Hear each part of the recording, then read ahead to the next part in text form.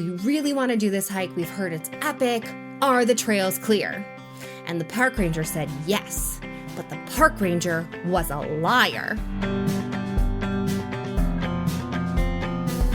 Welcome to A Book and a Dream with Megan O'Russell, an author's adventure in writing, reading, and being an epic fangirl.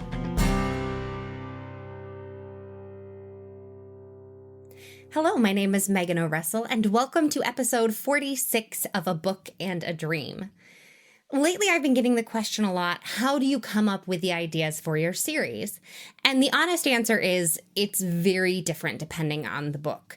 It can be anything from, with the tethering, the idea of this boy who's waiting in a window, and what is he waiting for, and when is it going to come back, to Girl of Glass, wondering about, in a dystopian environment, what does it look like from the upper 1% who's been chosen to live in luxury?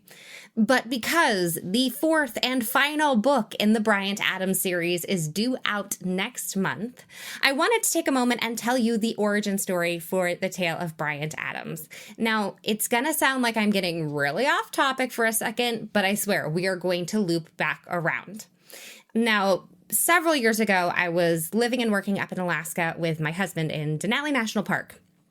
So we were only going to be there for like a month. We've been there 4 different times, but the first time we were only there for a very short period of time. And it was at the very beginning of the season. So in like May, when there's still a lot of snow in Alaska.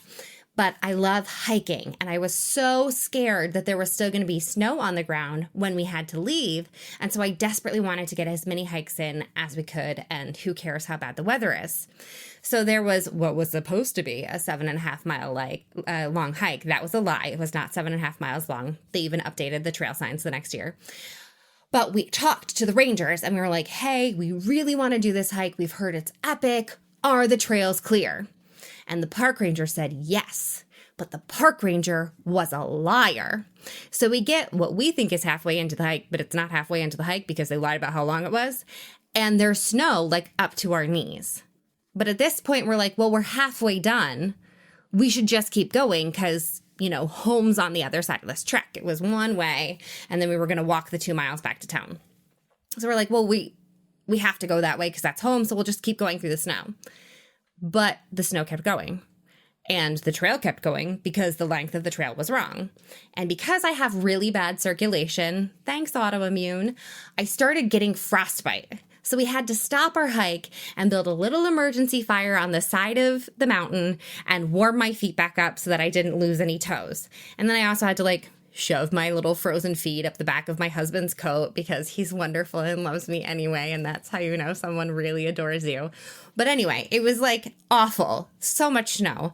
And we had to call 2 of our friends to be like, those 2 miles we were going to walk back home? Yeah, we're not going to make it. Can you pick us up? And then they ended up hiking out to find us, which was really good because otherwise we would have fallen in a frozen river.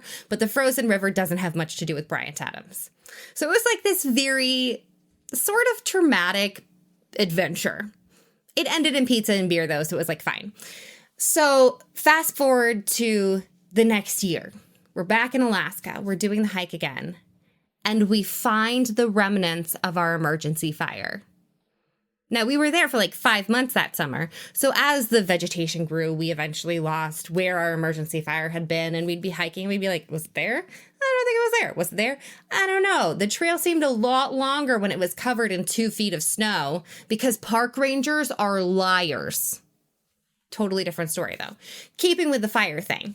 And so it sort of became this running theme of going out on the trail, hope we don't have to build an emergency fire. And one of those times we were hiking and we were like, building an emergency fire is fine. You hike with matches. You got to be safe. It's Alaska. But wouldn't it be easier if there was an app on your cell phone where you could just start a fire? Because cell phones have compass apps. There should be a fire app. And it was like, well, yeah, but it's not a thing. Your phone can't actually do that. It's a phone. But what if it could? And so we spent the next 9.6 miles because that's how long the trail is, not 7.5, which is a big difference. We spent the rest of the time wondering, what other really cool things could a phone do? What would you pack into a phone? And so it sort of became this idea of if you had a cell phone that could do anything, What would it do, and how would you work that into a story? Which is how we came up with the magical cell phone library that is at the heart of Bryant Adams. And in figuring that out, it was very cool because now that we're like, okay, you're going to have an iPhone that can do magical things, although the book never says iPhone because, branding. What else can you put into that story? Because if you're putting that at the heart of the premise, then you kind of have to accept the absurd. You sort of have to be like, yeah, we're doing this. This is where we're going, and we're just go with me because everything is allowed at this point. And so that's what made writing Bryant Adams so fun for me, because from the beginning, you can accept the absurd. So you can decide you're going to have a theme restaurant that has a floor that combines Star Wars and Star Trek in a weird nondescript way so that you don't get in trouble with any, Disney corporations or Gene Roddenberry or whatever. You can do that because it is all absurd.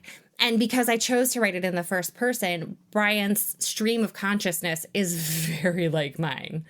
Like, if you want to know what the inside of my brain looks like, just read Bryan Adams. It's all there. And so that is where he came from, was, well, we might as well accept the absurd, which came out of a kind of scary hike with frostbite and possible drowning in a frozen river. But that is Bryan Adams' origin story.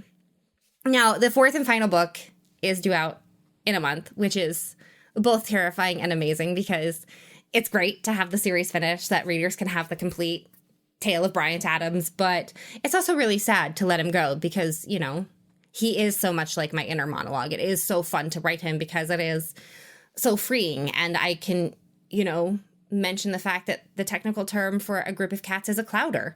What other series could you work that into? When else can you have that many musical theater references and have it absolutely make sense?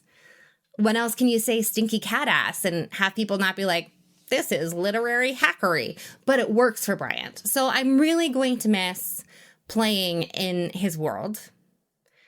I am very grateful that he came out of the disastrous hike along with all my toes still attached to my feet. And I am very much looking forward to sharing his final story with all of you. So if you haven't read Bryan Adams yet, the ebook is available on all wide platforms. It is also available in paperback. So check that out. You can ask for it to be ordered at your local bookstore or ask your librarian to get you an ebook copy that you can borrow from the library. So cheers to Bryan Adams and his many wacky and absurd magical adventures. And until next time, have a great week.